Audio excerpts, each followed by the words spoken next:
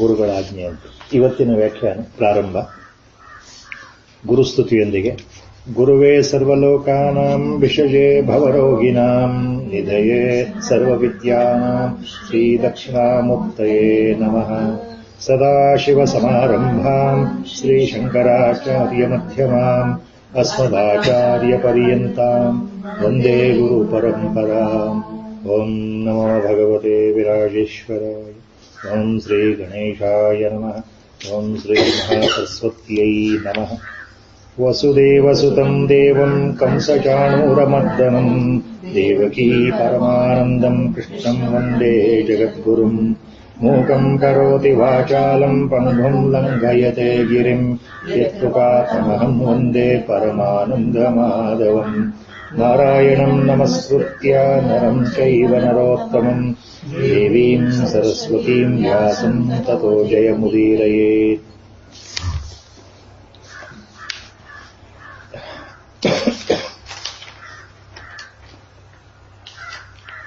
11ನೇ ಅಧ್ಯಾಯ ವಿಶ್ವರೂಪ ದರ್ಶನ ಯೋಗ ಕೊನೆ ಭಾಗಕ್ಕೆ ಬಂದಿದ್ವಿ. 54ನೇ ಶ್ಲೋಕ ಆಗಿತ್ತು.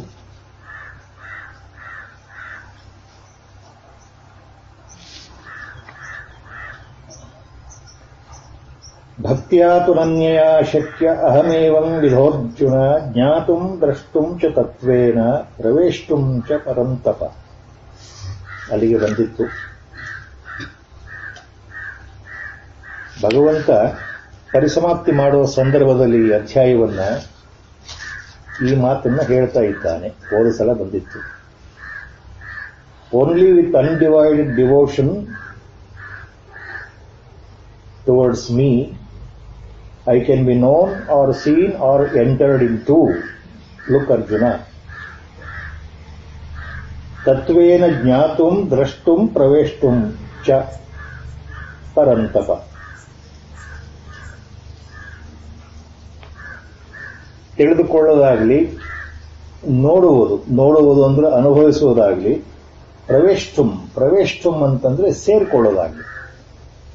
Either in order to understand or in order to know and see and then enter into myself, that is possible only by undivided devotion. ಈ 54ನೇ ಶ್ಲೋಕ ಮತ್ತೆ ಮುಂದಿನ ಶ್ಲೋಕ, ಈ ಎರಡರಲ್ಲಿ ಭಗವಂತ ಏನ್ ಹೇಳ್ತಾ ಇದ್ದಾನೆ ಸೂಚ್ಯವಾಗಿ ಅಂದ್ರೆ, ಬಹಳ ಸುಲಭದಲ್ಲಿ ಭಗವತ್ ಪ್ರಾಪ್ತಿಗೆ ನಾವೇನು ಮಾಡಬೇಕು ಅದೇ ಪ್ರಶ್ನೆ. ಈ ಪ್ರಶ್ನೆ 5,000 ವರ್ಷದಿಂದ ಇದೆ, ಎಲ್ಲರೊಳಗೂ ಇದೆ. ನಮಗೆ ಏನಂದ್ರೆ, ನಮಗೆ ಉಚ್ಚ ಮಟ್ಟದ ವೇದಾಂತ ಅರ್ಥ ಆಗ್ಲಿಕ್ಕಿಲ್ಲ, ಆಚಾರ್ಯರು ಏನ್ ಹೇಳಿದರೆ ಗೊತ್ತಾಗ್ಲಿಕ್ಕಿಲ್ಲ ನಮಗೆ. ಈ ಸಿದ್ಧಾಂತಗಳು ಮೊದಲು ಕೊಟ್ಟಂಥದ್ದು ನಮ್ಮ ಆಚಾರ್ಯ ಭಗವತ್ಪಾದರು ಅದ್ವೈತ ಸಿದ್ಧಾಂತ, ನಂತರ ಬಂದಿದ್ದು ವಿಶಿಷ್ಟಾದ್ವೈತ ಸಿದ್ಧಾಂತ, ನಂತರ ಬಂದಿದ್ದು ದ್ವೈತ ಸಿದ್ಧಾಂತ. 3 ಆಚಾರ್ಯರ ಹೆಸರುಗಳು ನಮ್ಮ ವೇದಾಂತದಲ್ಲಿ ಪ್ರಸಿದ್ಧ. ಮೊದಲು ಆಚಾರ್ಯ ಶಂಕರರು, ನಂತರ ಆಚಾರ್ಯ ರಾಮಾನುಜರು, ನಂತರ ಆಚಾರ್ಯ ಮಧ್ವರು. ಇದು ನಮಗೆ ಕಿವಿಲಿ ಕೇಳಿ ಗೊತ್ತಿರಬಹುದು, ಗೊತ್ತಿಲ್ಲದೆ ಇರಬಹುದು. ಅವರ ಸಿದ್ಧಾಂತದ ಮೂಲ ಆಶಯ ಏನು ನಮಗೆ ಗೊತ್ತಿರಬಹುದು, ಗೊತ್ತಿಲ್ಲದೆ ಇರಬಹುದು. ಇದು ಮನಸ್ಸಿಗೆ ಯಾವಾಗಲೂ ಒಂದು ಸಂದೇಹ, ದೊಡ್ಡ ಸಂದೇಹ. ನಮ್ಮ ಮತವೇ, ನಮ್ಮ ಒಂದು ಸಂಪ್ರದಾಯ ಸರಿಯೇ, ಉಳಿದ ಸಂಪ್ರದಾಯಗಳು ಸರಿಯಿಲ್ಲ ಅಂತ ಒಂದು ಮತದವರು ಹೇಳಿದರೆ, ಅದ್ವೈತಕ್ಕಿಂತ ನಮ್ಮ ವಿಶಿಷ್ಟಾದ್ವೈತವೇ ಪರಮಸಿದ್ಧವಾದಂತಹ ಸಿದ್ಧಾಂತ ಅಂತ ಶ್ರೀ ವೈಷ್ಣವರು ಹೇಳ್ತಾರೆ. ಇವೆಲ್ಲಕ್ಕಿಂತ ಅತ್ಯಂತ ಸುಲಭ ಮತ್ತು ಪರಮಾತ್ಮನಿಗೆ ಹತ್ತಿರದಲ್ಲಿ ಅರ್ಥ ಆಗುವಂಥದ್ದು ದ್ವೈತ ಸಿದ್ಧಾಂತ ಅಂತ ಮಧ್ವಾಚಾರ್ಯರ ಸಂಪ್ರದಾಯ ಮಾಧ್ವರು ಹೇಳ್ತಾರೆ. ಎಲ್ಲ ಇದೆ. ಇದೆಲ್ಲ ಇರೋದ್ರಿಂದ ನಮಗೆ ಆ ಪ್ರಶ್ನೆಗಳು ಮೇಲಿಂದ ಮೇಲೆ ಬರುತ್ತೆ. ಯಾವುದು ಸರಿ, ಯಾವುದು ಸರಿಯಲ್ಲ, ನಾವು ಆ ಮಟ್ಟಕ್ಕೆ ಯೋಚನೆ ಹೊರಟೋಗ್ತೀವಿ. ಯಾವುದು ಸರಿ, ಯಾವುದು ಸರಿಯಲ್ಲ. ಇದಕ್ಕೆ ಮೊದಲು 1-2 ಸಣ್ಣ ಉತ್ತರಗಳು. ಅದು ಒಂದು ಸಲ ಹಿಂದೆ ಹೇಳಿದ್ದೆ ಮೊದಲು ಕೆಲವು ವರ್ಷಗಳ ಹಿಂದೆ ಭಗವದ್ಗೀತಾ ಪ್ರವಚನದ ಪ್ರಾರಂಭದ ಹಂತದಲ್ಲಿ ಬಂದಂತಹದ್ದು ಮತ್ತೆ ನೆನಪಿಗೆ ಬರ್ತಾ ಇದೆ. ಆ ಮಾತನ್ನ ನಮ್ಮ ಶೃಂಗೇರಿ ಪೀಠದ ಜೀವನ್ಮುಕ್ತ ಅವಧೂತ ಶಿಖಾಮಣಿ ಅಂತಾನೆ ಅವ್ರಿಗೆ ಹೆಸರು, ತುಂಗಾತೀರದ ಮಾಣಿಕ್ಯ ಅಂತ ಹೆಸರು, ಪರಮ ವೈರಾಗ್ಯ ಮೂರ್ತಿ ಅಂತ ಹೆಸರು, ಚಂದ್ರಶೇಖರ ಭಾರತಿಗಳು ಸ್ಪಷ್ಟವಾಗಿ ಇದಕ್ಕೆ ಉತ್ತರ ಕೊಟ್ಟಿದ್ದಾರೆ. ಈ ಪ್ರಶ್ನೆಗಳು ಬಂದಾಗ during 1950s, early 50s, this question was there by great scholars, not ordinary people like you and me. The great scholars in Vedic literature, the great authorities on holy scriptures, people who have read Veda and Upanishads, now they put the question with earnestness to our Jagat Guru, Sri Chandrasekhara Bharati Mahaswami. That is recorded in the book. The question was very direct, very earnest.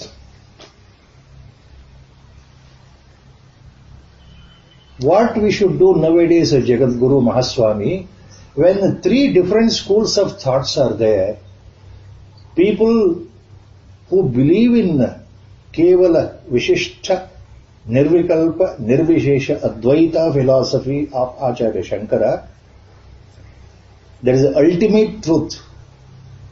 Only by jnana the Swarupa Darshana can be realized. So they believe in that. That is the ultimate, they say. People who belong to Acharya Madhva philosophy, Dvaita philosophy, dualism, they feel and they say, vehemently they argue, persistently they say that our philosophical approach as given by our Acharya is the greatest philosophy. Dvaita philosophy is a realistic philosophy. The world is real. We are real. Each Jivatma is real. Entity is real. And God is real. Creation is real.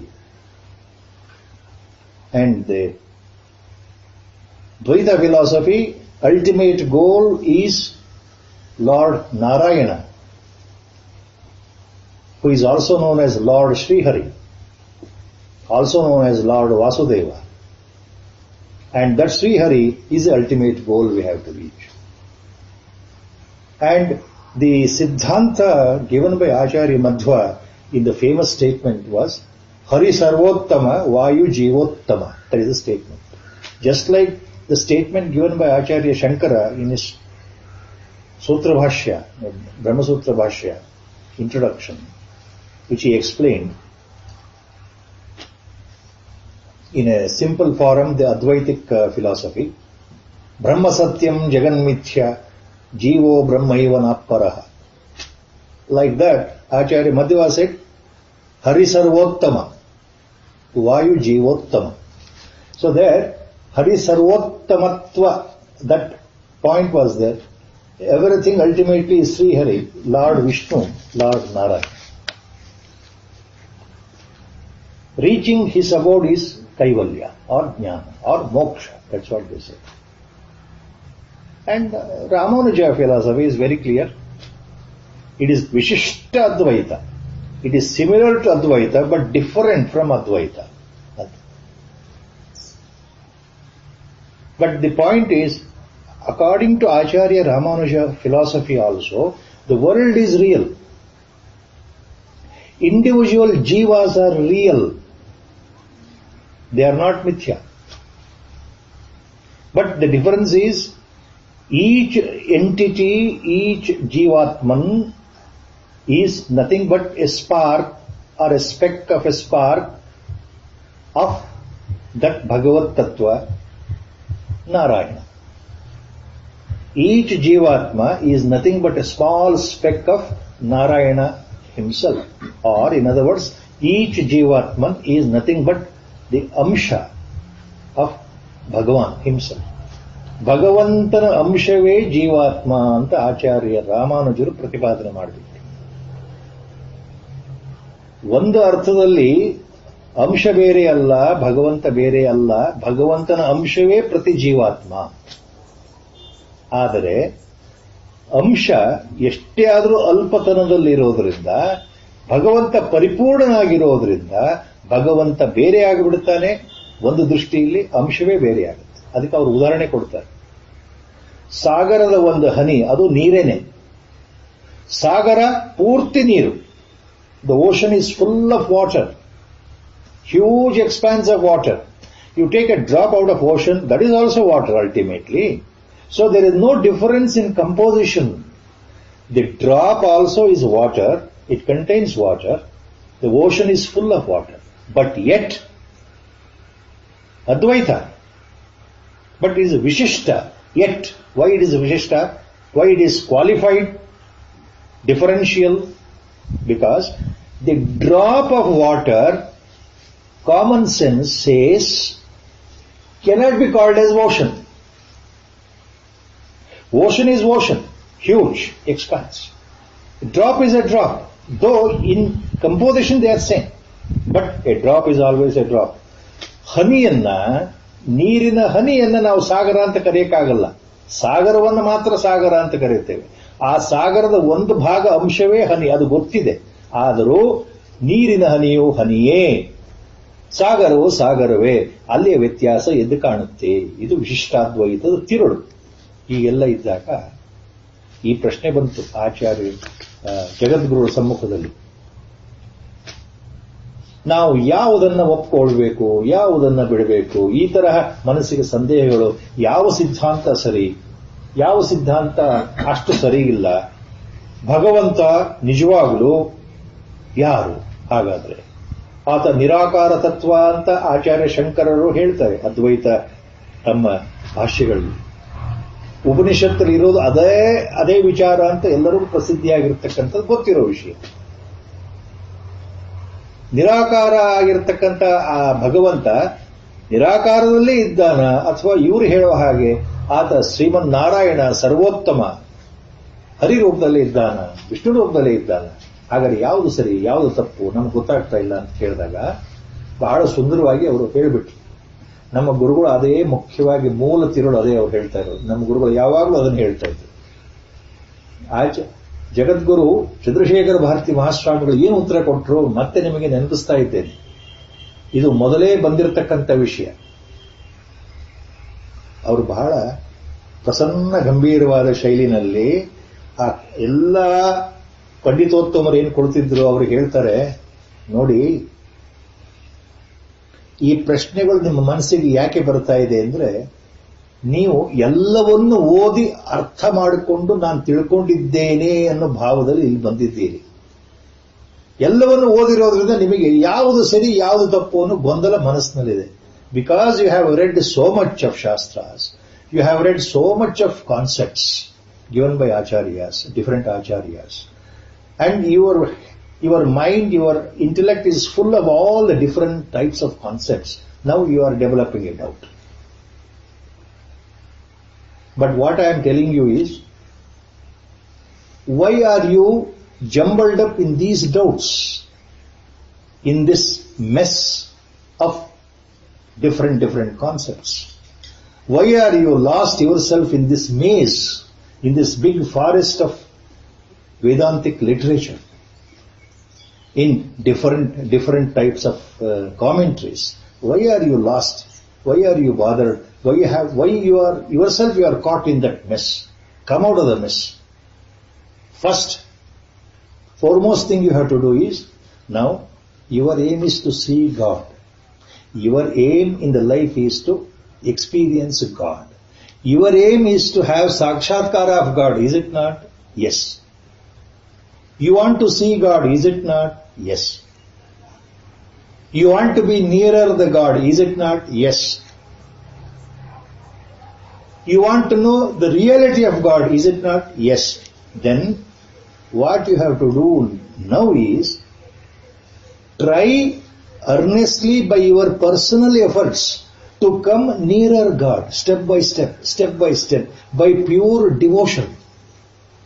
Have belief, pray himself sincerely.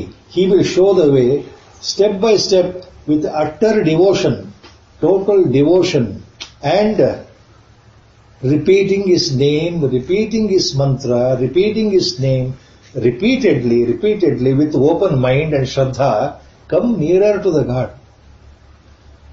At least there is a possibility in this birth that you will come nearer the God. Then once you come nearer the God by His own grace, fall at His feet first. Hold on to His lotus feet first. By His grace. After you catch His feet firmly with conviction, then you look up. Then you look up at His face. Then you look up and see whether the God is Shiva, whether the God is Vishnu, whether He is Ishvara, whether He is Parvati, whether He is Durga Mata, all those things you look up later. Whether He is wearing Tripunda Bhasma or whether He is wearing elongated Nama and other the marks of Dvaitis, the Chandana, Gopi Chandana marks are there on the temples and on the shoulders. Or whether he is wearing U-shaped Nama, that is as we find in Sri Vaishnava system, as you can see the famous Lord Venkateshwara or Raghunatha Swami, there is U-shape, Bhasma is there. So that is later. You decide later what he is wearing. First you come to his feet. That's how the answer is given by our Jagadguru. ನೀವು ಭಗವಂತನ ಹತ್ರ ಹೋಗೋದು ನೋಡ್ಕೊಳ್ಳಿ. ಇದೆಲ್ಲ ಯಾಕೆ ಓರಿ ಮಾಡ್ತೀರಿ, ಯಾಕೆ ಚಿಂತೆ ಮಾಡ್ತೀರಿ? ಅದು ದ್ವೈತ ಸಿದ್ಧಾಂತ ಸರಿಯಾ, ಅದ್ವೈತ ಸಿದ್ಧಾಂತ ಸರಿಯಾ, ವಿಶಿಷ್ಟಾದ್ವೈತ ಸಿದ್ಧಾಂತ ಸರಿಯಾ? ಆ ಪ್ರಶ್ನೆ ಯಾಕೆ ಬರಬೇಕು? ಭಗವಂತ ನಿರಾಕಾರನೋ ಸಾಕಾರನೋ ಆ ಪ್ರಶ್ನೆ ಯಾಕೆ ಬರಬೇಕು ನಮ್ಮ ತಲೆಯಲ್ಲಿ? ಭಗವಂತನ ಹತ್ರ ಹೋಗೋದು ಮುಖ್ಯ ನಮಗೆ. ಅದು ನಾವು ಮಾಡಬೇಕಾಗಿರೋ ಮುಖ್ಯ ಕೆಲಸ ಅದು ಬಿಟ್ಟು ನಮ್ಮ ಮನಸ್ಸು ಎಲ್ಲೆಲಿತಾ ಇದೆ ಅಂದ್ರೆ ಶಬ್ದಗಳ ಗೊಂಡಾರಣ್ಯ. our Gurudev used to use that word. See, the jumble of words, in the forest of words we are lost. And our Gurudev used to say like this only, as what our Chandrasekhar Bharati Mahaswami said. Forget all the concepts. ನಿಮ್ಗೆ ಏನು ಅರ್ಥ ಆಗಿದ್ರೆ ಏನು ಮಾಡಬೇಕಾಗಿಲ್ಲ ಅಂತ ಹೇಳ್ತಾ ಇದ್ರು ಗುರುಗಳು. ಏನ್ ಮಾಡಬೇಕು? ಸಿಂಪಲ್ ಆಗಿ. ನಿಮಗೆ ಈ ಜನ್ಮದಲ್ಲಿ ಭಗವಂತ ಸಿಗಬೇಕಲ್ವಾ? ನಿಮಗೇನು ಅರ್ಥ ಆಗ್ತಾ ಇಲ್ಲಲ್ವಾ? ಆತ್ಮ, ಪರಮಾತ್ಮ, ಪ್ರತ್ಯಗಾತ್ಮ, ಆತ್ಮವಿಮರ್ಶೆ, ಜ್ಞಾನಯೋಗ, ವಿಜ್ಞಾನ ಯೋಗ, ಲಯಯೋಗ, ಮಂತ್ರಯೋಗ, ಯಾವುದು ನಮಗೆ ಅರ್ಥ ಆಗ್ತಾ ಇಲ್ವಲ್ಲ? ಉಪನಿಷತ್ತುಗಳಲ್ಲಿ ಹೇಳಿರ್ತಕ್ಕಂಥದ್ದು ಯಾವುದು ತಲೆಗೆ ಹೋಗ್ತಾ ಇಲ್ವಲ್ಲ? ಕೇಳಿದ್ದು ಹೌದು ಅನ್ಸುತ್ತೆ, ಮುಂದಿನ ಕ್ಷಣ ಮರ್ತು ಹೋಗುತ್ತಲ್ಲ. ಗುರುಗಳು ಹೇಳ್ತಾರೆ, ಆಚಾರ್ಯರು ಹೇಳಿದ್ದೆಲ್ಲ ಹೇಳ್ತಾ ಇದ್ದಾರಲ್ಲ, ತತ್ವಮಸಿ ಮಹಾವಾಕ್ಯ ಹೇಳ್ತಾರೆ ಗುರುಗಳು. ನೀನು ಅದೇ ಆಗಿದ್ದೀಯೇ, ಯು ಆರ್ ದಟ್. ಹೌದು, ಐ ಆಮ್ ದಟ್. ಅದು ನನಗೆ ಅರ್ಥನೇ ಆಗಲಿಲ್ವೇ? ನನಗೇನು ಅನುಭವಕ್ಕೆ ಬರ್ತಾ ಇಲ್ವಲ್ಲ? ನಾನು ಅದೇ ಅಂದ್ರೆ ಏನು ನಂಗೆ ಗೊತ್ತಾಗ್ತಾ ಇಲ್ಲ. ನೀವು ಎಷ್ಟೇ ಹೇಳಿದ್ರು ನಂಗೆ ನಾಳೆ ಮರ್ತೋಗುತ್ತೆ. ಹೀಗೆಲ್ಲ ಇದ್ದಾಗ ಗುರುಗಳು ಹೇಳಿದ್ದು, ನಮ್ಮ ಗುರುದೇವರು ಹೇಳಿದ ಮಾತು, ಎಲ್ಲವನ್ನು ಬಿಟ್ಟಾಕಿ ಅಂತ ಹೇಳಿ. Forget everything, catch hold of ನಾಮ ಜಪ. Forget everything, catch hold of ನಾಮ ಜಪ. ನಿಮ್ಗೆ ಯಾವ ಅರ್ಥ ಆಯಿತೋ ಬಿಡ್ತೋ ಅದನ್ನ ಎಲ್ಲ ಬಿಟ್ಟಾಕಿ ಅಂತ ಹೇಳಿದ್ರು ಗುರುಗಳು. ನಾಮ ಜಪವನ್ನು ಹಿಡ್ಕೊಳ್ಳಿ. ನಿಮಗೆ ಆದಾಗೆಲ್ಲ ನಾಮ ಜಪವನ್ನು ಮಾಡ್ತಾ ಬನ್ನಿ. ಅದಕ್ಕೇನು ಹೊತ್ತು ಗೊತ್ತು ಇಲ್ಲ, ಟೈಮ್ ಇಲ್ಲ, ಹೀಗೆ ಹಾಗೆ ಅಂತ ಏನಿಲ್ಲ. ನೀವು ಮಾಡ್ತಾ ಮಾಡ್ತಾ ಮಾಡ್ತಾ ಮಾಡ್ತಾ ಮಾಡ್ತಾ ಮನಸ್ಸನ್ನ, ಅದು ಪ್ರಯತ್ನ ಪೂರ್ವಕ ಅತ್ಯಂತ ಛಲದಿಂದ ಮಾಡಬೇಕು. ಯಾಕಂದ್ರೆ ಮನಸ್ಸು ಒಪ್ಪೋದಿಲ್ಲ. ನಾವು ಮಾಡಲೇಬೇಕು ಒಂದು ಸಂಕಲ್ಪ. ಮೆಕ್ಯಾನಿಕಲ್ ಆದರೂ ಪರವಾಗಿಲ್ಲ, ಮನಸ್ಸು ಎಲ್ಲೇ ಹೋದ್ರೂ ಪರವಾಗಿಲ್ಲ, ಬಾಯಿನಲ್ಲಿ ಮಣಮಣ ರಾಮ ರಾಮ ರಾಮ ರಾಮ ರಾಮ ಬರ್ತಾ ಇರಲಿ. ಆ ಮಟ್ಟದಲ್ಲಿ ನಮ್ಮ ಗುರುಗಳು ಹೇಳಿದರು, ನೀವು ಮಾಡಕ್ ಶುರು ಮಾಡಿ. ಅಭ್ಯಾಸ ಅಭ್ಯಾಸ, that is constant practice. Constantly you try. That constant trying he called, as Upanishad says, as Bhagavad Gita, ಅಭ್ಯಾಸ ಅಭ್ಯಾಸ. There is no other way. ಅದನ್ನು ಮಾಡೋದ್ರಿಂದ ಅದೇನು ಆಗಬೇಕು, ನಿಮಗೆ ಯಾವ ಸಮಯದಲ್ಲಿ ಆಗಬೇಕು, ಯಾವ್ದು ಅರ್ಥ ಆಗಬೇಕು, ಅದು ಭಗವಂತನ ಜವಾಬ್ದಾರಿ. ಆತ ಮಾಡ್ತಾನೆ. ಗುರುದೇವರು ಬಹಳ ಸ್ಪಷ್ಟ ಹೇಳಿದರು. ಅವರಿಗೆ ಬಹಳ ಪ್ರಿಯವಾದ ಇವು some of the phrases in Bhagavad Gita always he used to pick out and repeatedly say. One of the repeated phrases he used to say is ಯಜ್ಞಾನಾಂ ಜಪ ಯಜ್ಞೋಸ್ಮಿ. Lord has said like this. Among all types of your yajnas in life, ಯಜ್ಞ ಅಂತಂದ್ರೆ not just rituals and sacrifices. Yajna means our entire karma. ನಾವು ಬುದ್ಧಿಯಿಂದ, ಬುದ್ಧಿ ತಿಳಿದಾಗನಿಂದ ಸಾಯೋ ತನಕ, ಮರಣ ಬರೋ ತನಕ ನಾವು ಏನೇನು ಮಾಡ್ತೀವಲ್ಲ ಕರ್ಮಗಳು, ಅವೆಲ್ಲವೂ ಯಜ್ಞವೇ, ಎಲ್ಲವೂ ಯಜ್ಞ ರೂಪದಲ್ಲಿ ಅಂತ ಭಗವದ್ಗೀತೆಯಲ್ಲಿ ಭಗವಂತ ಹೇಳಿದರು. ಅವೆಲ್ಲವೂ ಯಜ್ಞ ರೂಪದಲ್ಲಿ ಸ್ವೀಕಾರ ಮಾಡಿ ನನಗೆ ಅರ್ಪಣೆ ಮಾಡು ಅಂದ್ರೆ ನಿನಗೋಸ್ಕರ ಮಾಡ್ತಾ ಇದ್ದೀನಿ ಅನ್ನೋ ಭಾವದಲ್ಲಿ ಮಾಡು ಅಂತ ಅಲ್ಲಿ ಹೇಳ್ತಾನೆ ಭಗವಂತ ಭಗವದ್ಗೀತೆ. ಅದನ್ನೇ ಇವರು ಯಾವಾಗಲೂ ಗುರುಗಳು ಹೇಳ್ತಾ ಇದ್ರು, ಯಜ್ಞಾನಾಂ ಜಪ ಯಜ್ಞೋಸ್ಮಿ, ನೆನಪಿಟ್ಕೋಂತ.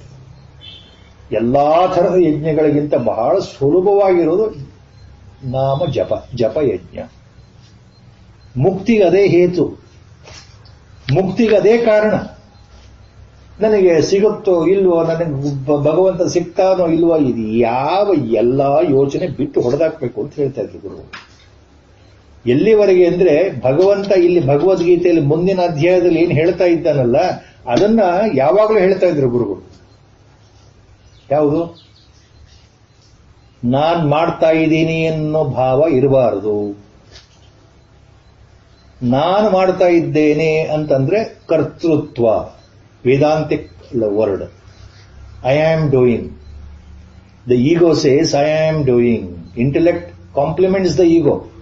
ಮನಸ್ಸು ಮತ್ತು ಅಹಂಕಾರ ಎರಡೂ ಸಂಯುಕ್ತವಾಗಿ ಏನು ಹೇಳುತ್ತೆ ಅಂದ್ರೆ ನಾನು ಇದನ್ನು ಮಾಡ್ತಾ ಇದ್ದೇನೆ, ಇದನ್ನು ಮಾಡಬೇಕು. ನಾನು ಅಂತಂದ್ರೆ ಶರೀರ ಭಾವ, ದಟ್ ಈಸ್ ಈಗೋ ಕಾಂಪ್ಲೆಕ್ಸ್. ಅದನ್ನು ಬಿಡಬೇಕು ಅಂತ ಗುರುಗಳು ಯಾವಾಗಲೂ ಹೇಳ್ತಾರೆ. ಅದಕ್ಕೆ ಏನು ಪೂರ್ವಿಭಾವಿ, ನಾನೇನು ಮಾಡ್ತಾ ಇಲ್ಲ, ಫಸ್ಟ್ ಅದು ಬರಬೇಕು ಮನಸ್ಸಿನಲ್ಲಿ, ಒಳಗಡೆ ಇರಬೇಕಿಲ್ಲ. ಗುರುಗಳು ಯಾವಾಗಲೂ ಹೇಳೋರು ಇದು. ನಾನೇನು ಮಾಡ್ತಾ ಇಲ್ಲ ಅಂದ್ರೆ ಏನು ಗುರುಗಳೇ? ಹಂಗಂದ್ರೆ ಒಂದ್ಸಲ ಬೆಳಗ್ಗೆ ಎದ್ದು ಕೂಡಲೇ ಕಾಫಿ ಕುಡಿಯೋ ಮೊದಲು ನಾನೇನು ಮಾಡ್ತಾ ಇಲ್ಲ ಇವತ್ತು ಅಂದ್ಬಿಡೋದಾ? ಅಷ್ಟೇನಾ? ಹಾಗಂದ್ರೆ ಸಾಕ? ಹಾಗಲ್ಲ. ಕರ್ತೃತ್ವ ನಿರಾಕರಣೆಗೆ ಗುರುಗಳು ಏನು ಹೇಳ್ತಾ ಇದ್ರು? Gurudev used to say, you must always have the conviction in the mind, clear cut without any doubt, that I means this ego, identified with the body with a name and a position and a status and a family. This I is only superficial. It's only instrument. The real I is the Atman. And that real I is not doing anything. ಆ ಅರ್ಥದಲ್ಲಿ ನಾನೇನೂ ಮಾಡ್ತಾ ಇಲ್ಲ, ನಾನು ಕೇವಲ ಸಾಕ್ಷಿಯಾಗಿದ್ದೇನೆ. ಈ ಮನಸ್ಸು, ಈ ಬುದ್ಧಿ ಕಾಲ ಕಾಲಕ್ಕೆ ತಕ್ಕಾಗಿ ಪ್ರೇರಣೆ ಕೊಟ್ಕೊಂಡು ಕೆಲಸಗಳನ್ನು ಮಾಡಿಸ್ತಾ ಇದೆ. ಈ ಕರ್ಮಗಳು ನನಗೆ ಸಂಬಂಧ ಇಲ್ಲ ಅಂತ ಒಳಗಡೆಯಿಂದ ಬರಬೇಕು. ಆ ಫೀಲಿಂಗ್ ಬರಬೇಕು ಅಂದ್ರೆ ಅರ್ಥ ಏನು? ಗುರುಗಳು ಹೇಳ್ತಾ ಇದ್ರು, ಅದು ಮಂತ್ರ ತರ ಹೇಳೋದಲ್ಲ. ಎದ್ದು ಕೂಡಲೇ ನೆನಪಾದಾಗೆಲ್ಲ ಕೂತ್ಕೊಂಡು ನಾನೇನು ಮಾಡ್ತಾ ಇಲ್ಲ, ನಾನೇನು ಮಾಡ್ತಾ ಇಲ್ಲ, ಆ ತರ ಜಪ ಮಾಡೋದಲ್ಲ. Conviction, we should have the clear cut conviction. ಯಾವುದು? The very first is this structure with whom I have identified right from my childhood. This is not me. This is born out of the prarabdha of the previous births. Because of the good prarabdha, it has taken a human birth. This entity called Jiva is not me. I am within this entity called Jiva. Within this Jivatma, there is a pure Pratyagatma Swarupa. This conviction should be there ಅಂತ ಗುರುಗಳು ಹೇಳ್ತಾರೆ. ನಾನೇನು ಮಾಡ್ತಾ ಇಲ್ಲ ಅಂದ್ರೆ ಆತ್ಮ is not doing anything ಅಂತ ಅರ್ಥ. Yes, I am doing, but I am not doing. Both we should have the difference correctly. I am doing certain things, I am doing some karmas, but I am not doing anything. It looks difficult for others to understand. ನಾನು ಮಾಡ್ತಾ ಇದ್ದೇನೆ ಅಂತ ನಾವು ವ್ಯವಹಾರದಲ್ಲಿ ಹೇಳ್ತೇವೆ ಅಷ್ಟೇ ಅಂತ ತಿಳ್ಕೊಳ್ಬೇಕು. ನಾನು ಮಾಡ್ತಾ ಇದ್ದೇನೆ, ನಾನು ಕೂತ್ಕೊಂಡಿದ್ದೇನೆ, ನಾನು ಹೋಗ್ತಾ ಇದ್ದೇನೆ, ಅದು ವ್ಯವಹಾರಕ್ಕೆ ಮಾತ್ರ ಸಂಬಂಧ. ಶರೀರ ಇರೋದ್ರಿಂದ, ಈ ಶರೀರದ ಪಂಚಭೂತಗಳಿಂದ ಆಗಿರೋ ಶರೀರ ಬದುಕಿರೋದ್ರಿಂದ, ಈ ಮನಸ್ಸು ಸಕ್ರಿಯವಾಗಿರೋದ್ರಿಂದ, ಬುದ್ಧಿ ಇರೋದ್ರಿಂದ, ಈ ಚೈತನ್ಯ ಆತ್ಮ ಚೈತನ್ಯದಿಂದ ಇವೆಲ್ಲ ಬೆಳಗ್ತಾ ಇರುತ್ತಾನೆ. ಬುದ್ಧಿ ಆಗಲಿ, ಮನಸ್ಸಾಗಲಿ, ಅಹಂಭಾವ ಆಗಲಿ, ಶರೀರ ಆಗಲಿ, ಇದು ತಮ್ಮ ತಮ್ಮ ಕೆಲಸಗಳನ್ನ ಮಾಡ್ತಾ ಇದೆ. ಆಯಾ ಕಾಲಕ್ಕೆ ತಕ್ಕಾಗೆ ನನಗೂ ಅದಕ್ಕೂ ಸಂಬಂಧ ಇಲ್ಲ. ಬಹಳ ಕ್ಲಿಯರ್ ಕಟ್ ಆಗಿರಬೇಕು. ಅಂದ್ರೆ ಅರ್ಥ ಏನು? ಸಂಬಂಧ ಇಲ್ಲ ಅಂದ್ರೆ ಅರ್ಥ ಏನು? ನನ್ನ ಕರ್ಮಗಳಿಗೆ ನಾನೇ ಸಾಕ್ಷಿಯಾಗಿ ನೋಡ್ತಾ ಇರೋದು. ನಾನು ಒಳ್ಳೆ ಕೆಲಸ ಮಾಡಿದೆ ಅಂತ ನನಗೆ ನಾನೇ ಹೊಗಳ್ಕೊಳ್ಳೋದು ಅಲ್ಲ, ನಾನು ಕೆಟ್ಟ ಕೆಲಸ ಮಾಡಿದೆ ಅಂತ ತೆಗೆದುಕೊಳ್ಳೋದು ಅಲ್ಲ. Or when somebody scolds me, I should not be perturbed inside. Inside means once you know that you are Atma Swarupa, Pratyagatma, both are same. Ishvara, Paramatma, Atma, Pratyagatma, all are same. Different words, they mean the same thing. Nothing touches Atma, nothing touches Paramatma, nothing influences Pratyagatma. That is a real I. That is a real I. So that feeling should be there. If somebody scolds, nothing will touch inside. Very difficult these things to explain or to understand for people like us. Lord says earlier it was there in Bhagavad Gita. Guna guneshu vartante iti matvana sajjate. A phrase is there in Bhagavad Gita. A yogi, a real yogi remembers Guna guneshu vartante iti matvana sajjate. The gunas, antadra, the characters of the five senses, sense organs. The Jnanendriya and Karmendriya, 5 plus 5, 10 organs are there. Their natural state is to react to a given situation in the creation. ನಮ್ಮ 5 ಇಂದ್ರಿಯಗಳು, ಜ್ಞಾನೇಂದ್ರಿಯಗಳು ಮತ್ತು 5 ಕರ್ಮೇಂದ್ರಿಯಗಳು ಸ್ವಭಾವಕ್ಕೆ ತಕ್ಕಂತೆ, ಸನ್ನಿವೇಶಕ್ಕೆ ತಕ್ಕಂತೆ ತಮ್ಮ ತಮ್ಮ ಕಾರ್ಯಗಳನ್ನು ಮಾಡ್ತಾ ಇರ್ತಾರೆ. ಗುಣೇಶು ವರ್ತಂತೆ. ಇದಕ್ಕೂ ನನಗೂ ಏನೂ ಸಂಬಂಧ ಇಲ್ಲ ಅಂತ ಜ್ಞಾನಿ ತಿಳ್ಕೊಂಡಿರ್ತಾನೆ, ಯೋಗಿ ತಿಳ್ಕೊಂಡಿರ್ತಾನೆ. ಇತಿ ಮತ್ವಾನ ಸಜ್ಜತೆ, ವಿಚಲಿತ ಆಗೋದಿಲ್ಲ.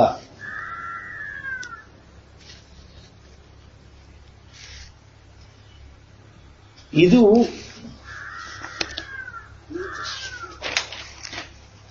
ಮುಂದೆ ಬರತಕ್ಕಂಥ ಈ 12ನೇ ಅಧ್ಯಾಯ ಏನಿದೆಯಲ್ಲ, ಭಕ್ತಿ ಯೋಗ ಅಂತ ಹೆಸರು, ಅದಕ್ಕೆ ಪೂರಕವಾಗಿ ಇದೆಲ್ಲ ಅರ್ಥ ನಾವು ಇಲ್ಲಿ ಭಗವಂತ ಏನು ಹೇಳ್ತಾ ಇದ್ದಾನೆ, ಜ್ಞಾತುಂ ದ್ರಷ್ಟುಂ ಚ ತತ್ವೇನ ಪ್ರವೇಷ್ಟುಂ ಚ ಪರಂತಪ. ನನ್ನ ತಿಳ್ಕೊಳ್ಬೇಕು ಅಂದ್ರೆ, ನನ್ನನ್ನು ಅರ್ಥ ಮಾಡ್ಕೊಳ್ಬೇಕು ಅಂದ್ರೆ, ನನ್ನೊಳಗೆ ಪ್ರವೇಶ ಆಗಬೇಕು ಅಂತಂದ್ರೆ, ಜನ್ಮರಾಹಿತ್ಯ ಸ್ಥಿತಿ ಅಂದ್ರೆ ಸಾಕ್ಷಾತ್ಕಾರ ಆಗಬೇಕು ಅಂತಂದ್ರೆ, ಜ್ಞಾನೋತ್ಪತ್ತಿ ಆಗಬೇಕು ಅಂದ್ರೆ ಅನನ್ಯ ಭಕ್ತಿಯಿಂದ ಸಾಧ್ಯ ಅಂತ. Earlier one point was told that at a different in different chapters, the Upadesha, if you take separately in a separate context, they appear different. ಒಂದು ಕಡೆ ಭಗವಂತ ಕರ್ಮಯೋಗವನ್ನು ಹೊಗಳ್ತಾ ಇದ್ದಾನೆ, ಅದಕ್ಕಿಂತ ಶ್ರೇಷ್ಠವಾದ ಯಾವುದೂ ಇಲ್ಲ ಅಂತ. ಒಂದು ಕಡೆ ಜ್ಞಾನಯೋಗ ಅಥವಾ ಈ ಭಗವಂತನ ಭಗವದ್ಗೀತೆಯಲ್ಲಿ ಬಳಸುವ ಶಬ್ದ ಇದೆಯಲ್ಲ ಸಾಂಖ್ಯ ಅಂದ್ರೆ ಜ್ಞಾನಯೋಗ ಅಂದ್ರೆ ಧ್ಯಾನ ಯೋಗ, ಅದನ್ನು ಹೊಗಳ್ತಾ ಇದ್ದಾನೆ, ಅತ್ಯಂತ ಶ್ರೇಷ್ಠವಾದದ್ದು. ಮತ್ತೊಂದು ಕಡೆ ಭಕ್ತಿ ಯೋಗ, ಭಕ್ತಿ ಶ್ರೇಷ್ಠ ಅಂತ ಹೇಳ್ತಾ ಇದ್ದಾನೆ. ಇದು ಮೊದಲು ಒಂದ್ಸಲ ಬಂದಿದೆ in the beginning introduction, all these things was covered.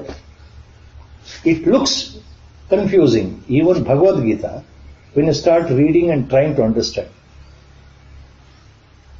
Lord is telling earlier, karma yoga is very important, that is enough.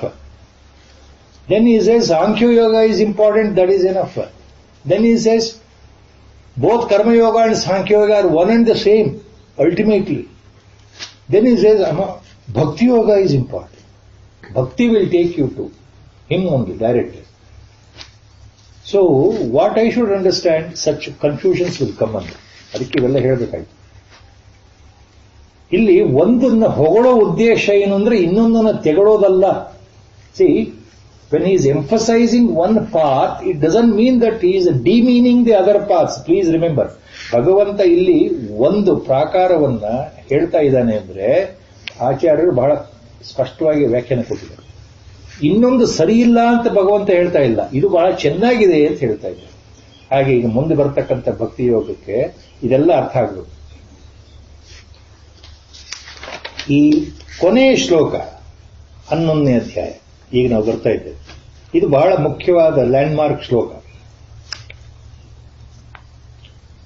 ಮತ್ಕರ್ಮ ಕೃತ್ ಮತ್ಪರಮೋ ಮದ್ಭಕ್ತಃ ಸಂಗವರ್ಜಿತಃ ನಿರ್ವೈರಃ ಸರ್ವಭೂತೇಷು ಯಸ ಮಾಮೇತಿ Pandava. ಮತ್ಕರ್ಮ ಕೃತ್ ಮತ್ಪರಮಃ ಮದ್ಭಕ್ತಃ ಸಂಗವರ್ಜಿತಃ ನಿರ್ವೈರಃ ಸರ್ವಭೂತೇಷು. ಸರ್ವಭೂತೇಷು ನಿರ್ವೈರಃ. There are 5 points in the shloka. Lord says, Sa mam eti Pandava. Hey Arjuna, Saha, that person, mam eti. Mam eti, he will join me, he will enter into me. Which is that person? Yaha means such of those persons. Yaru, the one who ಅನ್ನೋದಕ್ಕೆ ಯಹ. The one who is ಮತ್ಕರ್ಮ ಕೃತ ಮತ್ಪರಮಃ ಮದ್ಭಕ್ತಃ ಸಂಗವರ್ಜಿತಃ ಸರ್ವಭೂತೇಷು ನಿರ್ವೈರಃ. See, there are 5 points about the important characters of a real yogi here. This is a real point. Acharya Shankara Bhagavatpada, while giving commentary on this shloka, he says in his commentary that this shloka is so important. This is the sum total, Sara Sarvasva of the entire Bhagavad Gita. Acharya's commentary. ಈ ಶ್ಲೋಕದಲ್ಲಿ ಗೀತಾಶಾಸ್ತ್ರದ ಸರ್ವಸಾರವೂ ಅಡಗಿದೆ. ಜೀವನದ ಪರಮ ಕಲ್ಯಾಣವೇ ಈ ಶ್ಲೋಕದಲ್ಲಿ ಎದ್ದು ತೋರ್ತಾ ಇದೆ. ಅಂದ್ರೆ the whole summary of Gita is included in this shloka ಅಂತ Acharya says. So how it is important in that sense? Why? Because any person, any yogi or any devotee or any spiritual aspirant, yaha means you must take it like that. ಯಾರು ಅಂತಂದ್ರೆ ಅವ ಪರಮ ಭಕ್ತನೇ ಆಗಿರಲಿ, ಮಹಾಯೋಗಿಯೇ ಆಗಿರಲಿ, ಅಥವಾ ಜ್ಞಾನ ಮಾರ್ಗದಲ್ಲಿ ನಡೀತಾ ಇರತಕ್ಕಂಥ ಸಾಧಕನೇ ಆಗಿರಲಿ, ಒಬ್ಬ ಕರ್ಮಯೋಗಿಯೇ ಆಗಿರಲಿ, ಯಾರೇ ಆಗಿರಲಿ, ಅಂತಹವನು ಯಾರು ಮತ್ಕರ್ಮಕೃತ್, ನನಗೋಸ್ಕರ ತನ್ನ ಕರ್ಮಗಳನ್ನು ಮಾಡ್ತಾ ಇದ್ದಾನೆ, ಕೇವಲ ನನಗೋಸ್ಕರ ತನ್ನ ಕೆಲಸಗಳನ್ನು ಮಾಡ್ತಾ ಇದ್ದಾನೆ, ಮತ್ಪರಮಃ, ನಾನೇ ಕೊನೆಯ ಗತಿ ಅಂತ ನನ್ನನ್ನೇ ನಂಬಿದ್ದಾನೆ, ಆತನಿಗೆ ಭಗವಂತನೇ ಕೊನೆ ಶರಣು. The ultimate about to reach is God himself ಅಂತ ಯಾರು ತಿಳ್ಕೊಂಡಿದ್ದಾರೆ, ಮದ್ಭಕ್ತಃ, who is my sincere devotee, ಸಂಗವರ್ಜಿತಃ. It looks very simple in definition, in Vyakhya, but very difficult to follow. Very, very, very difficult to follow. Simple in understanding. The one who is Sangavarjitaha, Lord says. The Vyakhyana for this Sangavarjitaha means the one who has dissociated himself from the samsara. One line Vyakhyana.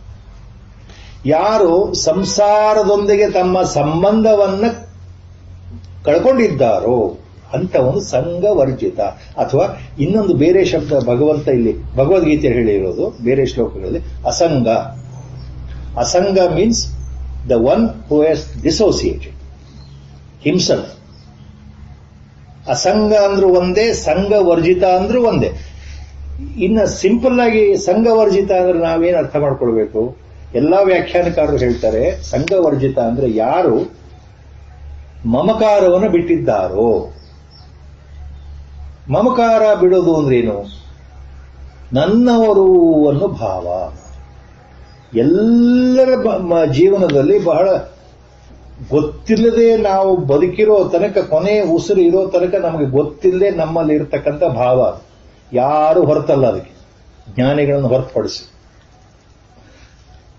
ಅನನ್ಯ ಭಕ್ತರನ್ನ ಹೊರತುಪಡಿಸಿದ್ರೆ, ನಿಜವಾದ ಕರ್ಮಯೋಗಿನ ಹೊರತುಪಡಿಸಿದ್ರೆ, accept real ಕರ್ಮಯೋಗಿ, real ಅನನ್ಯ ಭಕ್ತ R ಪರಾಭಕ್ತ and A ಜ್ಞಾನಿ, All of us, we are not Sanghavarjita. We have that mamakara. That is, we have the feeling of mine. They are mine. That is, my family, my kids and kins, my relatives, my father, my mother, my brother, sister, my husband, my wife, my children. They are mine. That is Sangha. I am connected. I am associated with the family. So here Sangha means a family. So that is the one most important aspect in a spiritual aspirant's life. Common man is not, he doesn't even know that he is bound. ಸಾಮಾನ್ಯರಿಗೆ ಲೌಕಿಕ ಜನಗಳಿಗೆ ನೀನು ಸಂಘದಲ್ಲಿ ಇದೆಯಲ್ಲ ಅಂದ್ರೆ ಅರ್ಥ ಆಗಲ್ಲ, ಯಾಕಂದ್ರೆ ಅವ್ರಿಗೆ ಅದು ಅರ್ಥ ಆಗದೇ ಇರೋ ಸ್ಥಿತಿಯೇ ಅದು. ಅವ್ರು ಯಾವಾಗಲೂ ಮಾಯೆನಲ್ಲಿ ಮುಳುಗಿರೋದ್ರಿಂದ ಅವ್ರಿಗೆ ಅದು ಏನು ತಲೆಗೆ ಹೋಗಲ್ಲ. ನನ್ನವ್ರಿಗಲ್ದೆ ನಾ ಯಾರಿಗೆ ಮಾಡಬೇಕು, ನನ್ನ ಮಕ್ಕಳಿಗಲ್ದೆ ನಾನು ಯಾರಿಗೆ ದುಡ್ಡು ಕೂಡಿಡಬೇಕು, ನನ್ನ ಹೆಂಡತಿ ಮಕ್ಕಳಿಗಲ್ದೆ ನಾನು ಯಾರಿಗೆ ಮನೆ ಕಟ್ಟಿಡಬೇಕು, ಅವ್ರನ್ನೆಲ್ಲ ಬಿಟ್ಬಿಡ್ಬೇಕು ಕಾಡಿನಲ್ಲಿ. ನೀವು ಹಿಂಗೆ ಅಂದ್ಬಿಟ್ರೆ ಅವರೆಲ್ಲ ಬಿಟ್ಬಿಡು ಅಂತಂದ್ರೆ ಅವನ್ನ ಬಿಟ್ಬಿಡ್ಬೇಕು. ಅವ್ರು ಊಟ ಹಾಕೋದು ಬೇಡವಾ? ನನ್ನ ಧರ್ಮ ಅಲ್ವಾ ಅದು? Is it not a duty of a householder as a man in the family to look after my children, my wife, my other people, my parents? How do you say that I should give up? How dare you say that I should give up and leave them to their own fate? See, questions will come, apt questions. ಈ ಪ್ರಶ್ನೆ ಹೇಳ್ಬಿಟ್ರೆ ನೀವು ಸಂಘವನ್ನು ಬಿಡ್ಬೇಕಪ್ಪ ಅಂದ್ರೆ ಗುರುಗಳು ಮೆಂಡಂತ ಹೇಳ್ತಾರೆ, ಬೈದು ಬಿಡ್ತಾರೆ ಜನ ಅಂತ. ಯಾಕೆ ಬೈತಾರೆ ಅಂದ್ರೆ ನಿಮ್ಗೇನು ತಲೆ ಕೆಟ್ಟಿದೆಯಾ? ನಾವೆಲ್ಲ ಗೃಹಸ್ಥರು, ಸಂಸಾರಸ್ಥರು, ಸಂಸಾರದಲ್ಲಿ ಇರೋರು. ನೀವು ಗಂಡನ್ ಬಿಡೋ, ಹೆಂಡತಿನ ಬಿಡೋ, ಮಕ್ಕಳನ್ನ ಬಿಡೋ, ಮೊಮ್ಮಕ್ಕಳನ್ನ ಬಿಡೋ, ಯಾರು ಇಟ್ಕೊಳ್ಬೇಡ ಹತ್ರ. ನಾವೆಲ್ಲಿಗೆ ಹೋಗ್ಬೇಕಾದ್ರೆ? ಅವ್ರೇನು ಪಾಪ ಮಾಡಿದ್ದಾರೆ? ನಮ್ಮೇ ಅಲ್ವಾ ಬಂದಿರೋದು? ನಾವೆಲ್ಲ ಒಂದು ಫ್ಯಾಮಿಲಿ ಮೆಂಬರ್ಸ್ ಅಂದ್ರೆ ಅವ್ರು ನಾನ್ ಮಾಡದೇ ಇದ್ರೆ ಮಾಡೋರು ಯಾರು? ಈಗ ನಾನು ಕೆಲಸ ಬಿಟ್ಟು ಕೂತ್ಕೊಂಡ್ಬಿಟ್ರೆ ನನಗೂ ಊಟ ಇಲ್ಲ, ಅವ್ರಿಗೂ ಊಟ ಇಲ್ಲ ಅಂತ ಆಗತ್ತಲ್ವಾ? ಈ ಪ್ರಶ್ನೆ ಬರುತ್ತಲ್ವಾ? ಏನ್ ಹೇಳ್ತಾ ಇದ್ದೀರಿ ನೀವು? This is how we start questioning. So ಸಂಘವರ್ಜಿತ ಅಂದ್ರೆ ಅದಲ್ಲ. Sangavarjita means it is a pure internal, your personal experience. ಇದು ಹೇಗೆ? ಯು ಆರ್ ಇನ್ ಸಂಸಾರ, but you are not associated with the samsara. That should be the feeling. Our Gurudev has given number of times that example of cashew nut seed. Cashew nut fruit is the only fruit where the seed is not inside the fruit. The seed is outside the fruit, attached at the base. ಗೋಡಂಬಿ ಹಣ್ಣಲ್ಲಿ ಮಾತ್ರ ನೀವು ನಮಗೆ ಬಹಳ ಸುತ್ತಲೂ ಬರ್ತಕ್ಕಂಥ ಇಲ್ಲಿ ಗೋಡಂಬಿ season ನೋಡ್ಬೋದಲ್ಲ. ಗೋಡಂಬಿ ಹಣ್ಣೊಳಗೆ ಬೀಜ ಇಲ್ಲ, ಕೆಳಭಾಗದಲ್ಲಿ ಬೀಜ ಅಂಟ್ಕೊಂಡಿದೆ. ಗೋಡಂಬಿ ಬೀಜ ಹಣ್ಣೊಳಗಿಲ್ಲ. ಯಾವುದೇ ಸಾಮಾನ್ಯ ಹಣ್ಣು ನಾವು ನೋಡಿದ್ರೆ ಬೀಜ ಹಣ್ಣು ಒಳಗಡೆ ಇರುತ್ತೆ, ಹಣ್ಣಿನ ಒಳಗಡೆ ಬೀಜ ಇರುತ್ತೆ. The seeds are always inside the fruit except cashew nut fruit. Cashew nut seed is outside the fruit. That's what the Gurudev had given the example. Same thing Lord has already said in Bhagavad Gita by a simple phrase. Padmapatram ivam ambhasa. Ambhasa means water. Padmapatram ivambhasa. That phrase is there in Bhagavad Gita shloka by Lord himself. We should be like leaf of a lotus in the water. Lord has given that example. Lotus plant develops in water medium only. Without water the plant cannot. Leaves are floating on the upper surface. The expanded leaves are there. Lotus or lily. They can't live without water. They are inside the water. But what happens? The drop of water on the lotus leaf will not stick to the lotus leaf compared to other leaves. Compared to any other leaf. If you add water, water is absorbed by the leaf surface. ಬೇರೆ ಎಲೆಗಳ ಮೇಲೆ ನಾವು ನೀರು ಹಾಕಿದ್ರೆ ಆ ಎಲೆಗಳು ನೀರನ್ನು ಹೀರ್ಕೊಳ್ತವೆ. ಕಮಲದ ಎಲೆ ಮೇಲೆ ಒಂದು ಹನಿ ನೀರು ಬಿದ್ದರೆ ಅದು ಎಲೆ ಹೀರ್ಕೊಳ್ಳಲ್ಲ, ಅದು ನೀರು ಅಲ್ಲೇ ಇರುತ್ತೆ. This is example given by Lord himself. Scientifically also it is known to all of us. So ಸಂಘವರ್ಜಿತ ಅಂತಂದ್ರೆ in that sense We are in samsara. Yes. It doesn't mean you run away from samsara. No. Yes. We are in samsara. Our mind and body along with the ego is working for the samsara. Yes. Duty bound. Yes. We have to look after, follow the grihastha dharma. Yes, sir. Everything, yes, sir. But inside, that deep emotional attachment should be cut off. Urvarukam eva bandhanat mrityor mukshiya mamruta. Last charana of the Mahamrutyunjaya mantra. There, Urvarukam eva example is given in the Mahamrutyunjaya mantra. Same way, Padmapatra Vimambasa. We are apparently appear to be attached to my family, my known people, my friends, yes, sir. But inside I am not completely attached, I am detached. Again, Gurudev used to say, easy to utter these things, difficult to follow in life because of mamakara. That attachment is due to maya. It is not easy. Only by Guru's grace or God's grace you can come over that attachment. So inside you are not feeling that attachment. You don't feel too happy or you don't feel too sorrow for whatever things happen. Because you know, as Lord said, Guna Guneshu Vartante iti matva na sajjate. Things happen as per the sense organs, as per the reactions, as per the karma. Rewards are there. Punishments are there in life. Crises appear in life. Pleasurable things appear in life. All these things happen. But I am disconnected from inside. That is Sanghavarjita. Nirvairaha sarva bhuteshu. So no enmity to the entire animal kingdom. Sarva bhuteshu nirvairaha. No enmity means ದ್ವೇಷ ಸಾಧನೆ ಸಲ್ಲದು. ಯಾರಲ್ಲಿಯೂ ನಮಗೆ ದ್ವೇಷವಿಲ್ಲ. ತಾತ್ಕಾಲಿಕವಾದ ಕೋಪ ಬರಬಹುದು. ಅದನ್ನು ಸಾತ್ವಿಕ ಕೋಪ ಅಂತ ಹೇಳ್ತಾರೆ ಅಧ್ಯಾತ್ಮದಲ್ಲಿ. You have seen most of the jnanis, mahatmans, jivan muktas, avadhutas, how furious they are, how suddenly they used to become angry and even scold in front of everyone, all their bhaktas or devotees, even hit them on their faces and use all unparliamentary words. We have seen in the life history of Mahatmas. They appear to be very, very, very angry, short-tempered, highly short-tempered. We have seen our Gurudev, how sometimes uncontrollably he appeared to be short-tempered. Majority of us, we have seen that. Once in a way, you cannot convince our Gurudev at that moment. He was so angry on so many occasions, yes. That doesn't mean that they are not jnanis. See, that is only appearance. A reaction to the circumstance. Nothing to do with their inner psyche or inner calmness or composition. ಮಹಾತ್ಮರು ಎಷ್ಟೇ ಕೋಪಗೊಂಡ್ರು ಅದು ಸಾತ್ವಿಕ ಕೋಪ ಅಂತ ಹೇಳಿ. ಹಾಗೆ ನಿರ್ವೈರ ಅಂತಂದ್ರೆ ದ್ವೇಷ ಸಾಧನೆ ಬಿಟ್ಬಿಡೋದು. ಯಾರ ಮೇಲೂ ನನಗೆ ದ್ವೇಷ ಇಲ್ಲ. See, you don't have that sadistic attitude of revenge. Give up that revenge attitude, sadistic attitude. That is what is called nirvairaha. So if these 5 qualities are there, any such person, any such devotee, any such yogi, any such jnani will reach me only, Pandava, Arjuna. That is the concluding remark what in this chapter Lord is assuring here. So anybody performing work only for me, mat karma krutaha, mat paramaha, ನಾನೇ ಆತನ ಗತಿ ಅಂತ ಯಾರು ತಿಳ್ಕೊಂಡಿದ್ದಾರೋ, ಯಾರು ನನ್ನ ಅನನ್ಯ ಭಕ್ತನಾಗಿದ್ದಾನೋ, ಸದಾ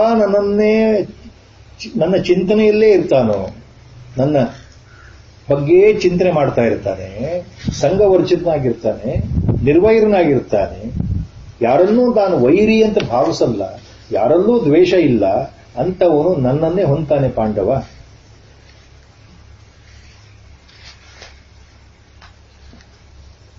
ಈ ಶ್ಲೋಕಕ್ಕೆ ಇದು ಸರ್ವಸಾರಭೂತ ಅಂತ ಯಾಕೆ ಆಚಾರ್ಯ ಶಂಕರರು ಹೇಳ್ತಾರೆ ಅಂದ್ರೆ, ಇಲ್ಲಿ 5 ಲಕ್ಷಣಗಳಿದೆ.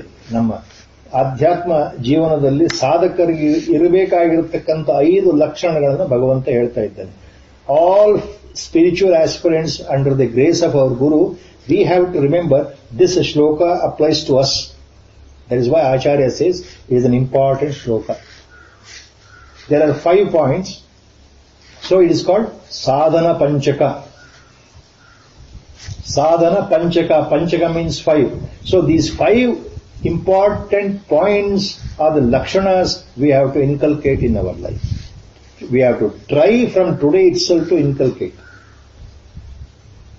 Mat karma krita, number 1. All that I do, I offer to the God. ನಾನು ಏನೇನು ಕೆಲಸವನ್ನು ಮಾಡ್ತಾ ಇದ್ದೇನೆ, ನಾನು ಅನ್ನೋ ಭಾವದಿಂದ, ಶರೀರ ಭಾವದಿಂದ, ಪರಮಾತ್ಮ ಎಲ್ಲವೂ ನಿನಗೆ ಅರ್ಪಣೆ, ಎಲ್ಲವೂ ನಿನಗೆ ಸೇರಿದ್ದು. ಅದರ ಫಲ ಏನಿದೆಯಲ್ಲ, ಅದರಿಂದ ಬರ್ತಕ್ಕಂಥ ಪುಣ್ಯ ಫಲ ಆಗಲಿ, ಪಾಪ ಫಲ ಆಗಲಿ, ಅದು ಯಾವುದು ಬೇಡ ನನಗೆ. ರಾಮಕೃಷ್ಣ ಪರಮಹಂಸರು ಇದನ್ನು ಬಹಳ ಸುಂದರವಾಗಿ ಹೇಳ್ತಾ ಇದ್ರು. ನಾವು ಭಗವಂತನನ್ನು ಏನು ಕೇಳ್ಕೊಳ್ಬೇಕು ಅಂತ ಯಾರಾದರೂ ಒಬ್ರು ಕೇಳಿದಾಗ, ಪರಮಹಂಸರು only 1 sentence is saying, you want to ask God? Yes. What shall I ask? ಇಷ್ಟೇ ಅಪ್ಪ, ನೀನು ಭಗವಂತನನ್ನು ಇಷ್ಟೇ ಕೇಳ್ಕೊ. ನೋಡಪ್ಪ ಭಗವಂತ, ನಾನು ಏನು ಮಾಡ್ತಾ ಇದ್ದೀನೋ ನನಗೆ ಗೊತ್ತಿಲ್ಲ. ನನಗೆ ಬರ್ತಕ್ಕಂಥ ಪುಣ್ಯವಾಗಲಿ, ನನಗೆ ಬರ್ತಕ್ಕಂಥ ಪಾಪವಾಗಲಿ ಎರಡೂ ಬೇಡ ನನಗೆ. ಎಲ್ಲವೂ ನಿನಗೆ ಕೊಟ್ಟಿದ್ದೇನೆ, ನೀನೇ ಸ್ವೀಕಾರ ಮಾಡು. That should be your prayer. Paramahamsa shed. Same point here. ಸಾಧನ ಪಂಚಕ. ಮತ್ ಕರ್ಮಕೃತ್. ಆಫರ್ ಎವ್ರಿಥಿಂಗ್ ಟು ಮೀ ಅಂದ್ರೆ, I have to think that I am not doing anything. All that is being done, I am offering to Him only. ಕಾಯ ವಾಚ ಮನಸ, ನಾನು ಏನು ಮಾಡ್ತಾ ಇದ್ದೇನೆ, ಏನು ಮಾತನಾಡ್ತಾ ಇದ್ದೇನೆ, ಏನು ಯೋಚನೆ ಮಾಡ್ತಾ ಇದ್ದೇನೆ, ಎಲ್ಲವೂ ನಿನಗೆ ಕೊಡ್ತಾ ಇದ್ದೇನೆ ಪರಮಾತ್ಮ. ನನಗೇನು ಬೇಕಾಗಿಲ್ಲ, ಯಾವ ಫಲವೂ ಬೇಕಾಗಿಲ್ಲ. ಅದರಿಂದ ನಾನು ಮಾಡೋ ಕೆಲಸದ ಫಲ ನನಗೆ ಬೇಕಾಗಿಲ್ಲ. ಕೊಡೋನು ನೀನು, ಅದು ನಿನಗೆ ಬಿಟ್ಟಿದ್ದು ಅಂತ. That is shifting the responsibility. Most of us, we remember, you also remember, normally in the morning and in the evening before we go to bed, normally, may not all, but some of us we remember, one shloka is there, same point, mat karma krut, offering everything to me. That shloka says the same thing. ಕಾಯೇನ ವಾಚ ಮನಸೇಂದ್ರಿಯರ್ವ ಬುದ್ಧ್ಯಾತ್ಮನ ವ ಪ್ರಕೃತೆ ಸ್ವಭಾವಾತ್ ಕರೋಮಿ ಯದ್ಯತ್ ಸಕಲಂ ಪರಸ್ಮೈ ನಾರಾಯಣಾಯೇತಿ ಸಮರ್ಪಯಾಮಿ. That is the sloka. The sloka means whatever I do, whatever I have done, whatever I am going to do today or at this moment, I am offering everything to you. Same thing means here mat karma krut. Mat paramaha. God is everything, I am nothing, that feeling. ಮತ್ ಪರಮಃ ಅಂದ್ರೆ, ನಾನೇ ನಿನಗೆ ಗತಿ ಅಂತ ಯಾರು ತಿಳ್ಕೊಂಡಿದ್ದಾರೋ, ಯಾರು ಭಗವಂತನೇ ನನಗೆ ನಿಜವಾದ ಗತಿ, God is the only ultimate goal, ಮತ್ ಪರಮಃ. So my purpose in life is to reach him only, that is ಮತ್ ಪರಮಃ. Anybody who thinks like that. ಮತ್ ಭಕ್ತ, one who is a pure devotee of mind. Sangavarjita, man without attachment inside. Nirvaira. No sadistic feelings, no revenge attitude, no hatred. Inside. Even if a person has done something wrong to me, I should not hate him in my life to the core till I die. Forgive. It may not happen today. Today you may not be able to forgive him. All right, tomorrow you forgive him. It is not possible. After 1 month at least you forgive. Forget. Forgive and forget. ನಮಗೆ ಈ ನಿರ್ವೈರ, ಎಲ್ಲರಲ್ಲೂ ದ್ವೇಷವನ್ನು ಬಿಟ್ಟುಬಿಡಬೇಕು ಒಂದೇ ಸಲ ಆಗ್ಲಿಕ್ಕಿಲ್ವಲ್ಲ. ಕೆಲವರು ಕಂಡ್ರೆ ನಮಗೆ ಆಗೋದೇ ಇಲ್ಲಪ್ಪ. ಏನ್ ಮಾಡಬೇಕು? ಅಭ್ಯಾಸ, ಅಭ್ಯಾಸ, ಅಭ್ಯಾಸ. By constant prodding the mind, I should say, I should not hate that person. I should tell him in my mind, I should not hate the person. You tell 10 times, 20 times a day, in a month or a year, you will come to a sort of balanced mode in the mind. Abhyasa, constant practice. There is no other way other than practice.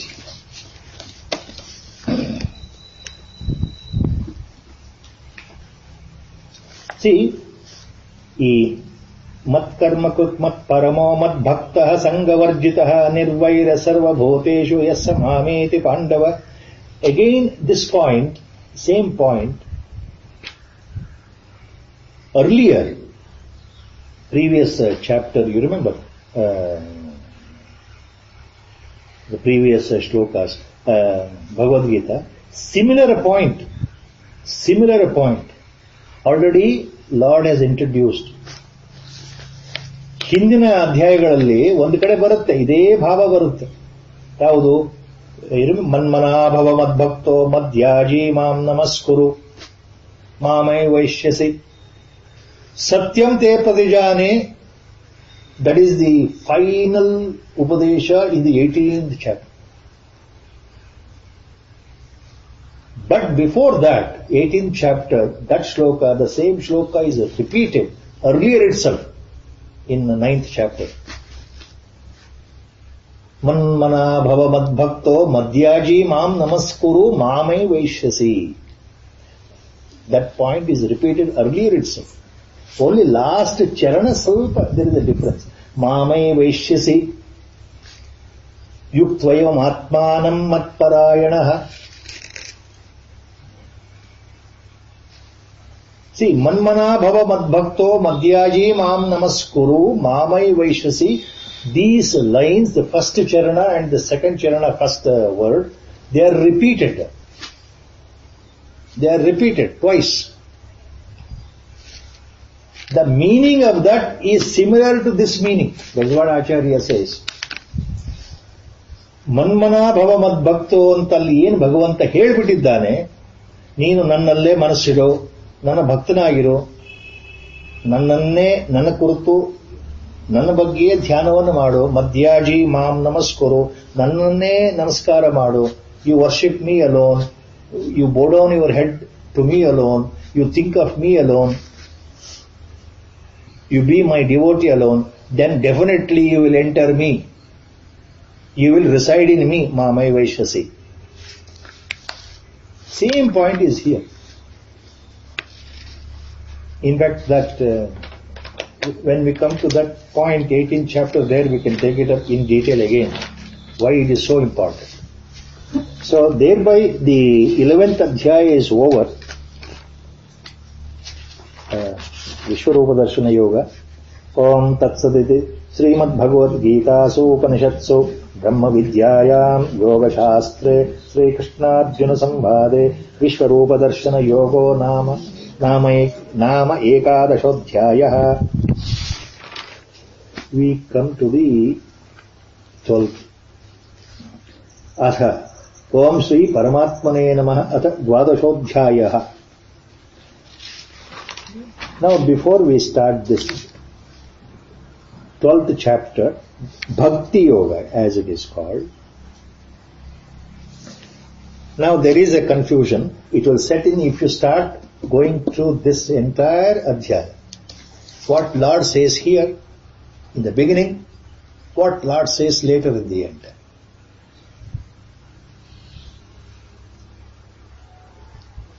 ಈ confusion ಸ್ವಲ್ಪ ಮನಸ್ಸಿಗೆ ಸಂದೇಹ ಎಲ್ಲಿ ಬರುತ್ತೆ ಅಂದ್ರೆ, ನಾವು ಅವಾಗ ಹೇಳಿದಾಗೆ ನಾವು ಆಕ್ಚುಲಿ ನಾವು ಏನು ಮಾಡಬೇಕು, ಇಲ್ಲಿ ಅರ್ಜುನನ ಪ್ರಶ್ನೆ ಇದೆ,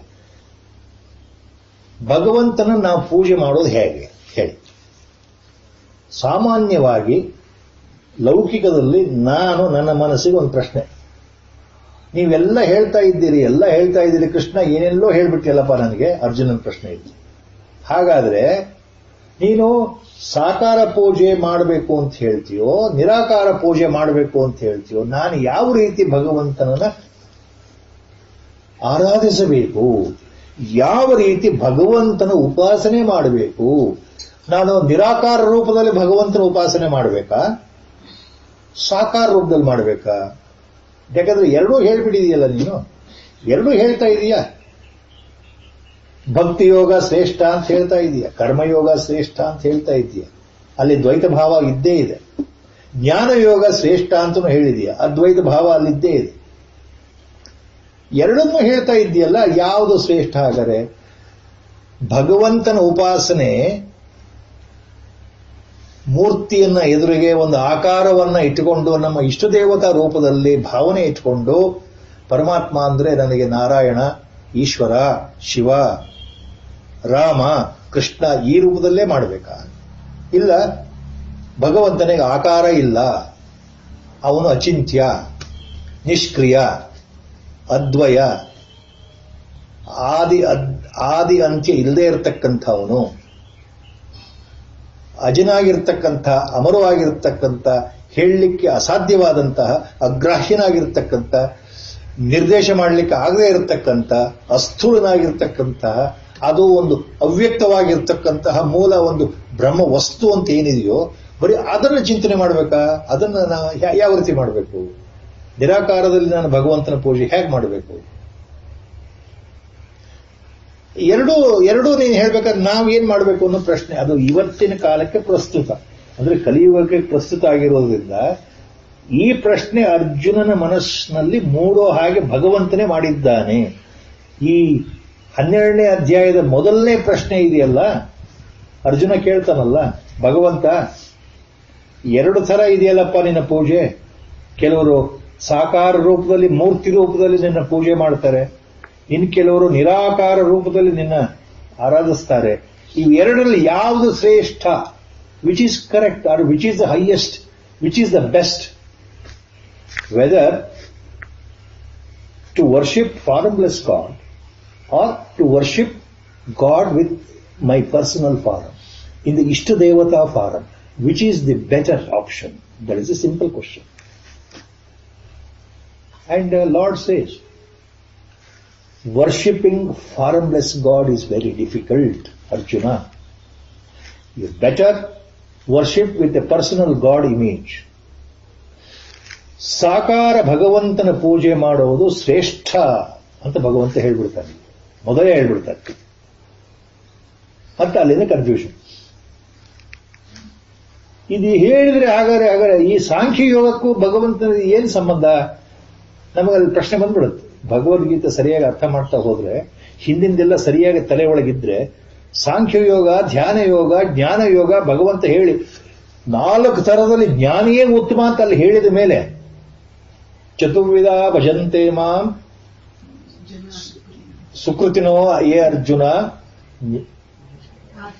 ಆರ್ತೋ ಜಿಜ್ಞಾಸುರರ್ಥಾತಿ ಜ್ಞಾನೀಚ ಭರತರ್ಷಭ ಅಂತ ಅಲ್ಲಿ ಹೇಳಿದ ಮೇಲೆ 4 ಥರ ವಿಧದಲ್ಲಿ ನನ್ನನ್ನು ಅರ್ಚನೆ ಮಾಡ್ತಾರಪ್ಪ. ಅದರೊಳಗೆ ಕೊನೆಯಲ್ಲಿ ಮತ್ತೆ ಮುಂದೆ ಬರೋ ಶ್ಲೋಕದಲ್ಲಿ ಏನ್ ಹೇಳ್ತಾನೆ? ಜ್ಞಾನಿಯೇ ಉತ್ತಮ. ಯಾಕೆಂದ್ರೆ ಆ ಜ್ಞಾನಿ ಬೇರೆ ಅಲ್ಲ, ನಾನು ಬೇರೆ ಅಲ್ಲ ಅಂತ ಹೇಳ್ಬಿಡ್ತಾನೆ. ಎಲ್ಲವನ್ನು ಹೇಳಿ ಅಲ್ಲಿ ಮುಂದಿನ 2 ಶ್ಲೋಕದಲ್ಲಿ ಏನ್ ಹೇಳ್ತಾನೆ ಭಗವಂತ? ಜ್ಞಾನಿಯು ನನ್ನ ಆತ್ಮನೇ ಆಗಿದ್ದಾನೆ. ಜ್ಞಾನಿತು ಆತ್ಮೈವ ಮೇ ಮತಂ ಅಂತಲ್ಲ ಬರುತ್ತೆ, ಮುಂದೆ ಬರುತ್ತೆ. ಅಂದ್ರೆ ಜ್ಞಾನಿಯು ಶ್ರೇಷ್ಠ ಅಂತ ಅಲ್ಲಿ ಹೇಳಿ ಇಲ್ಲೇನು ಹೇಳ್ತಾ ಇದ್ದಾನೆ ಭಗವಂತ? ಸಾಕಾರ ರೀತಿಯಲ್ಲಿ ಪೂಜೆ ಮಾಡೋದೇ ಶ್ರೇಷ್ಠ ಅಂತ ಹೇಳ್ತಾ ಇದ್ದಾನೆ. ಸಾಂಖ್ಯ ಮಾರ್ಗ, ಜ್ಞಾನ ಮಾರ್ಗ ಶ್ರೇಷ್ಠ ಅಲ್ಲ ಅನ್ನೋ ರೀತಿಯಲ್ಲಿ ನಮಗೆ ಕೇಳ್ತಾ ಇದೆ ಇಲ್ಲಿ. ಆ ಭಗವಂತನ ಧ್ವನಿ ಹೇಗೆ ಬರ್ತಾ ಇದೆ ಅಂದ್ರೆ, ಈತನ ಪ್ರಶ್ನೆಗೆ ನೇರ ಉತ್ತರ. ಯಾವುದು ಶ್ರೇಷ್ಠ? ಸಾಕಾರ ಪೂಜೆ ಶ್ರೇಷ್ಠ. ಇದು ಬಹಳ ಕಷ್ಟವಾದ ವಿಷಯ. ಈ 12ನೇ ಅಧ್ಯಾಯ ಇದೆಯಲ್ಲ, ಭಕ್ತಿ ಯೋಗ ಅಂತ ಹೆಸರು, ಇದು ಅರ್ಥ ಆದರೆ ಭಗವದ್ಗೀತೆ ಅರ್ಥ ಆದ ಅಂತ ಲೆಕ್ಕ. ಗುರುಗಳು ಹೇಳ್ತಾ ಇದ್ರು, ಗುರುಗಳ ಸಂಕಲ್ಪ ಇಲ್ಲಿಗೆ ನಾವು ನಿಲ್ಲಿಸ್ತಾ ಇದ್ದೇವೆ. ವಸುದೇವ ಸುತಂ ದೇವಂ ಕಂಸಚಾಣೂರಮರ್ದನಂ ದೇವಕೀ ಪರಮಾನಂದಂ ಕೃಷ್ಣಂ ವಂದೇ ಜಗದ್ಗುರುಂ ಮೂಕಂ ಕರೋತಿ ವಾಚಾಲಂ ಪಂಗುಂ ಲಂಘಯತೆ ಗಿರಿಂ ಯತ್ಕೃಪಾತಮಹಂ ವಂದೇ ಪರಮಾನಂದ ಮಾಧವಂ ನಾರಾಯಣಂ ನಮಸ್ಕೃತ್ಯ ನರಂ ಚೈವ ನರೋತ್ತಮಂ ದೇವೀಂ ಸರಸ್ವತೀಂ ವ್ಯಾಸಂ ತತೋ ಜಯಮುದೀರಯೇತ್. ಭಗವತ್ ಹರಿ ಓಂ.